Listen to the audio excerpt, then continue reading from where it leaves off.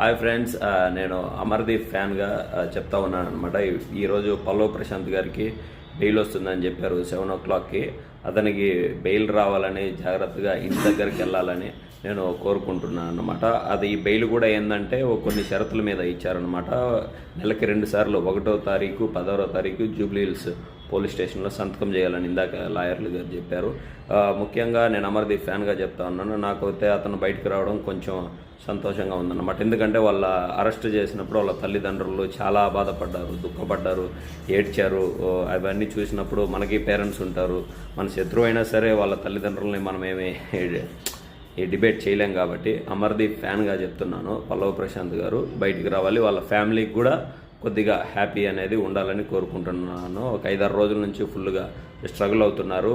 పల్లవ్ ప్రశాంత్, అమర్దీప్ ఏదైనా కానీ అది గేమ్లోనేనండి. వాళ్ళకి బయట శత్రుత్వాలు అనేవి ఏమీ లేవు. జై హింద్.